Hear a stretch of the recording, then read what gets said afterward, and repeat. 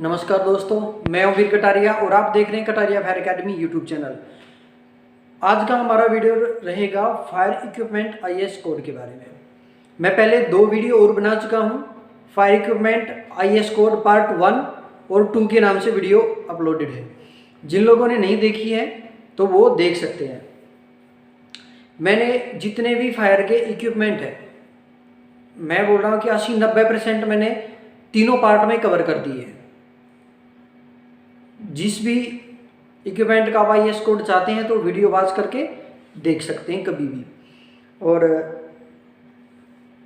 ये आज जो है ये लास्ट और तीसरा और लास्ट पार्ट है। इसके बाद हमारे आईएस कोड की जितनी भी वीडियोस हैं कंप्लीट हो चुकी हैं और आईएस कोड के जितने भी इक्विपमेंट हैं, जितना मेरे को पता था, अब मैं ये नहीं बोलता कि मैंने सारे ही कर दिए, ऐसा नहीं है। जितना मेरे को पता था फिर भी 80-90% इसमें कवर हो चुके हैं।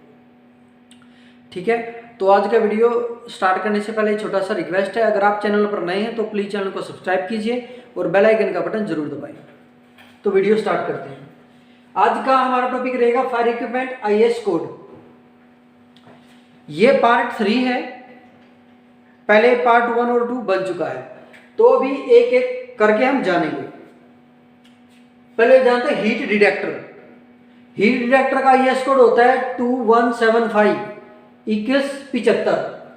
SCBA मैंने यहाँ पे लिखा है। SCBA of the sand content breathing apparatus. जो लोग एक्सपीरियंस होल्डर है वो जान भी गए होंगे। मैं यहाँ पे BA सेट की बात कर रहा हूँ, मैंने शॉर्ट फॉर्म में लिखा है। ये SCBA ब्रीथिंग एपरेटस को बोलते हैं, BA सेट को बोलते हैं। ये उसी का आईएस कोड है 1910, ये पहले वाला है। और जो अभी रिवाइज हुआ है वो 10245 है, न्यू वाला। आप ओल्ड और न्यू के नाम से इसको याद कर सकते हैं। उसके बाद आता है MVWS और HVWS। अब आपके मन में एक क्वेश्चन और भी आ सकता है कि MVWS अलग होता है, HVWS अलग होता है, उसकी नोजल्स अलग होती है। बात बिल्कुल सही है, लेकिन यहां पे जो मैं आपको बता रहा हूं वो आईएस कोड उसका इंस्टॉलेशन और मेंटेनेंस का है। ये चीज भी आप नोट कर लेना, उसका इंडिविजुअल नहीं है। ठीक है, अब बात करते हैं फोम मेकिंग ब्रांच। अब फोम मेकिंग ब्रांच भी कई तरह की होती हैं, 5x 10x 5 FB5 FB10x, इस तरह से।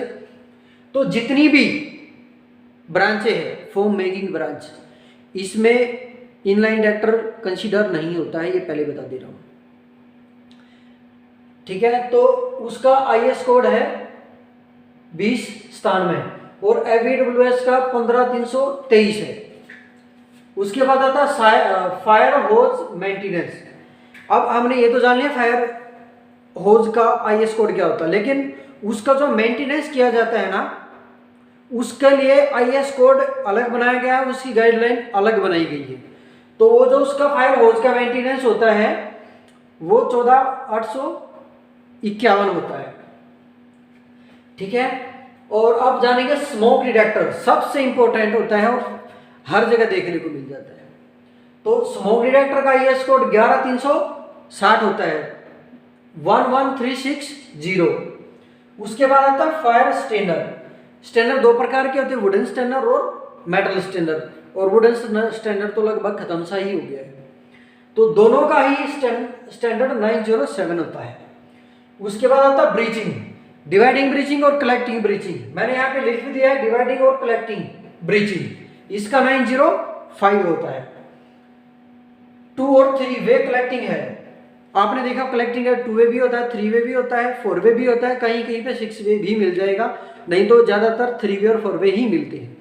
ठीक है, तो उसका आईएस कोड है 904।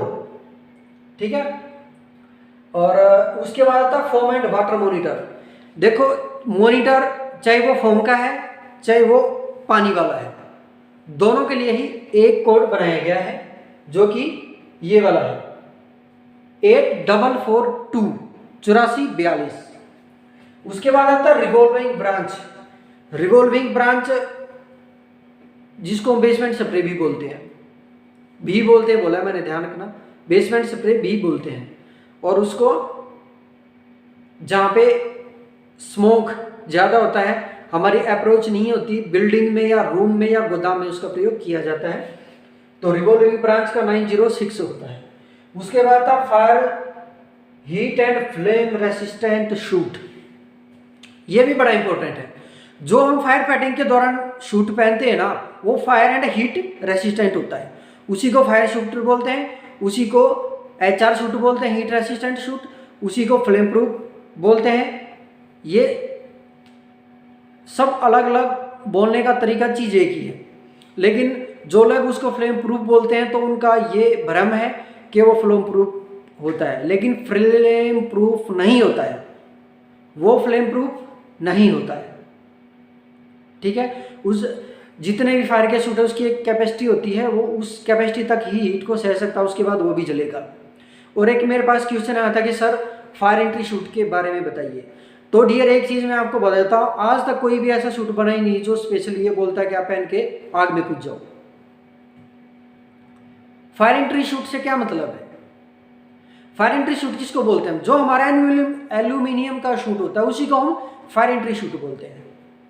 ठीक है, लेकिन ये चीज भी आपको मैं बता देता हूं। देखो, जब हम मान लें यहाँ पे कोई भी बिल्डिंग है या कोई प्लांट है, कोई भी है, यहाँ पे आग लगी है, अब वो फायर एंट्री शूट का प्रयोग हम करते क्यों है? हम रेस्क्यू के लिए करते हैं, आग बुझाने के लिए नहीं करते हैं। ये चीज हमेशा याद रखना। और रेस्क्यू में भी कहाँ करते हैं? जहाँ पे हीट ज़्यादा है या जहाँ पे फ्लेम ज़्यादा है और हम उसको बुझा नहीं पा रहे हैं और हम वहाँ पे उस होकर के हमें गुजरना है। अब एक छोटी सी बात बताओ भाई, हमें पता है यहाँ पे आग लगी है, ठीक है, तो आप उस पर पानी मारो ना यार, आग को बुझाओ। ये समझदारी कौन सी कि आप उसके अंदर सूट पहन के अंदर घुस जाओ? ये समझदारी किसी ने बताई? आप उसको पानी या पाउडर से अकॉर्डिंग टू सिचुएशन उसको बुझाओ और उसके बाद आप फायर फाइटिंग करो या रेस्क्यू करो। अब उसको पहना क्यों जाता है? देखो, हमने यहां पे आग को बुझा तो दिया है, लेकिन हीट तो रहती ना बॉस, वो हीट हमें मार देगी, बचाएंगे किसको? इसलिए एंट्री शूट पहना जाता है।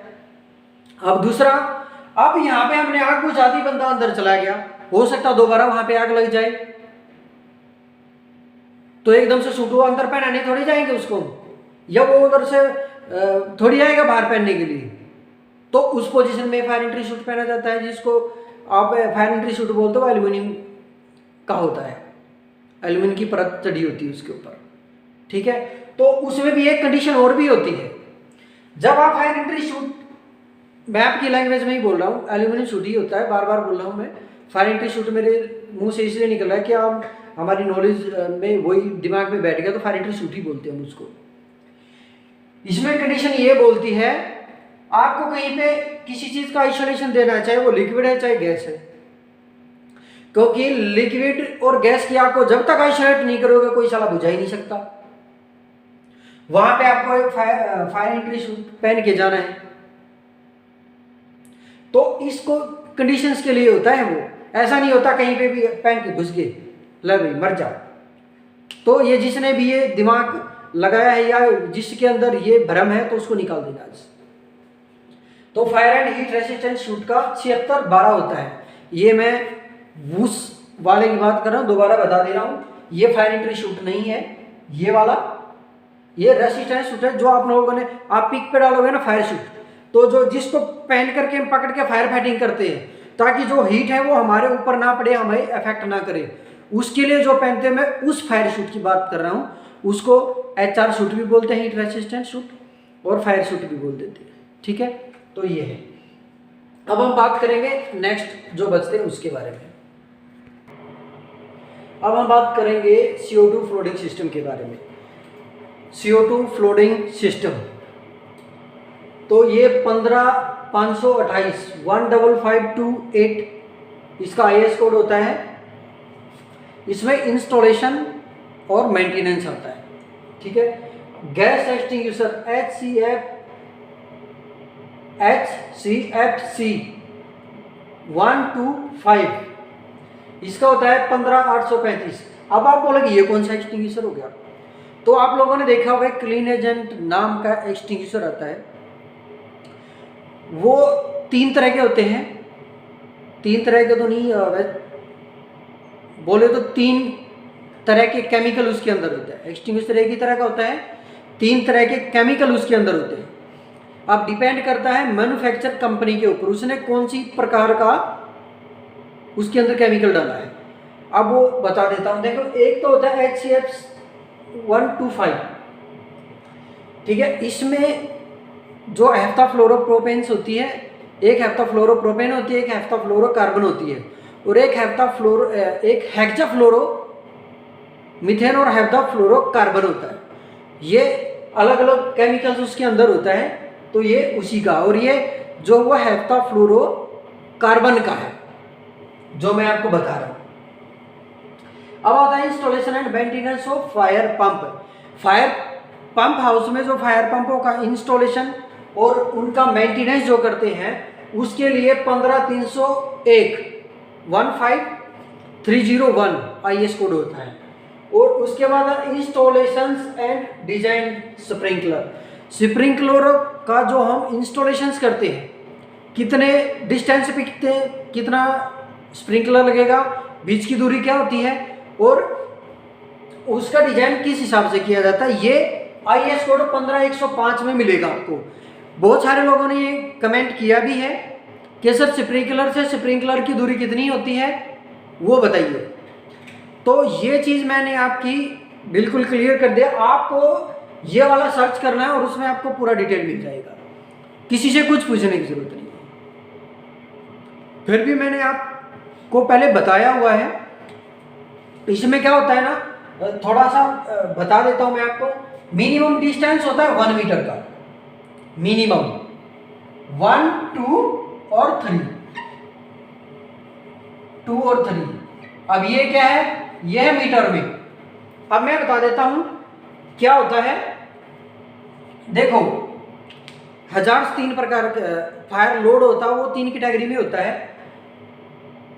कैटेगरी हाई, लो, मिडल, या लो, मिडल और हाई, इस तरह से आप मान लो।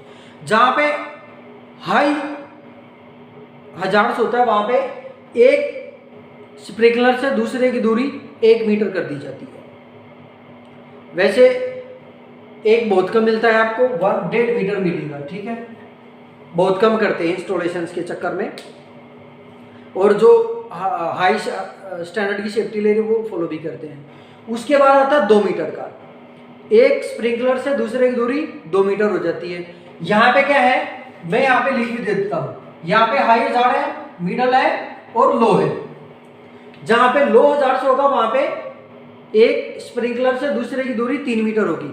जहाँ पे आप पार्किंग देखेंगे और बिल्डिंग में, ज़्यादातर कमर्शियल बिल्डिंग में ही लगते हैं, फ्लोर पे पूरी बिल्डिंग कवर्ड रहती है स्प्रिंकलर से, वहाँ पे आप दूरी माप के देखना, आपको 3 मीटर मिलेगी। और दूसरा स्टैंडर्ड भी मैं आपको बता देता हूँ, चाहे वो एक्सटिंग्विशर, MCP है, कोई भी फायर का इक्विपमेंट है, स्टैंडर्ड क्या बोलता है, जो डिस्टेंस मैंने बोला ना 3 मीटर का जो डिस्टेंस होता है, ये क्या बोलता है, NFPA जो बोलता है, वो बोलता है कि 3 मीटर का डिस्टेंस तो होना ही चाहिए मिनिमम। आप इससे कम भले ही कर दो, अब कम करोगे तो क्या होगा, आपकी सिक्योरिटी और बढ़ जाएगी, आपका एरिया और ज्यादा प्रोटेक्ट हो जाएगा।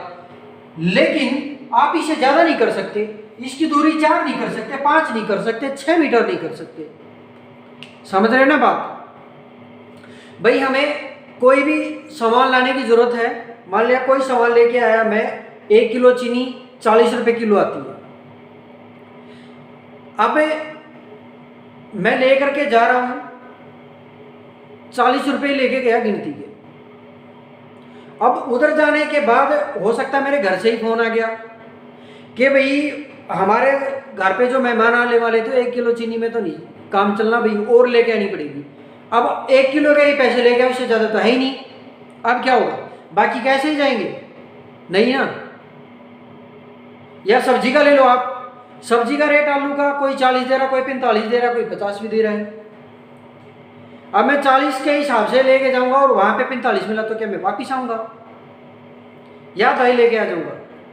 और आधा लेके आ गया तो आप वो ला सकते हो, घर पे आके डांट भी पड़ेगी। तो सेम इधर है, आप ये नहीं बोल सकते मैं तो आधी आग बुझूंगा, पूरी बजानी पड़ेगी भाई। आधी भी छोड़ दी ना तो पिटाई होनी उधर।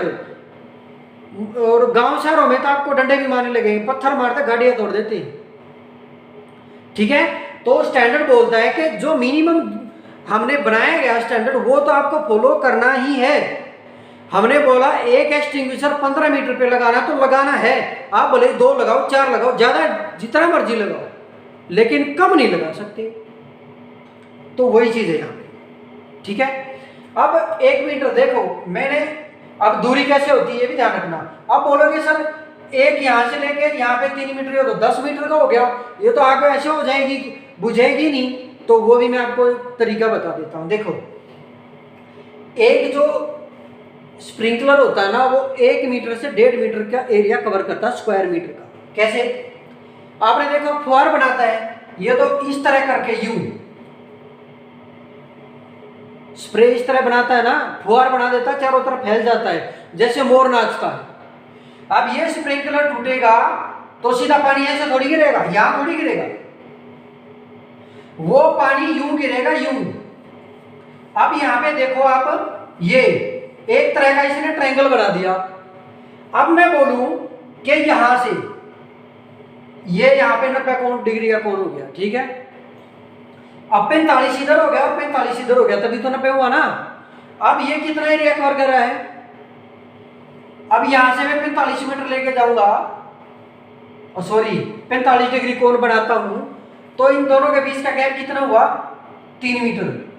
अब 3 को आधा कर दे, 1.5 हो गया, 1.5 तो इसने कवर कर दिया। अब यहां पे आ जाओ, 1.5 इसने कवर कर दिया, और टोटल दूरी कितनी होगी? 3 मीटर होगी, 1.5 और 1.5 3 होगी। अब दूसरे की बात करते हैं, यहां से ये टूटेगा, ये इसको देगा ओवर लूप कर रहा है, जब ये आएगा ये इसको भी तो कवर करेगा ना। क्या समझे? इतना ही ठीक है, ज्यादा आप कंफ्यूज हो जाओगे। तो इस तरह लगाया जाता है, इसके बारे में और वीडियो बना दूंगा, अब सारा इधर ही मत पूछो, ठीक है।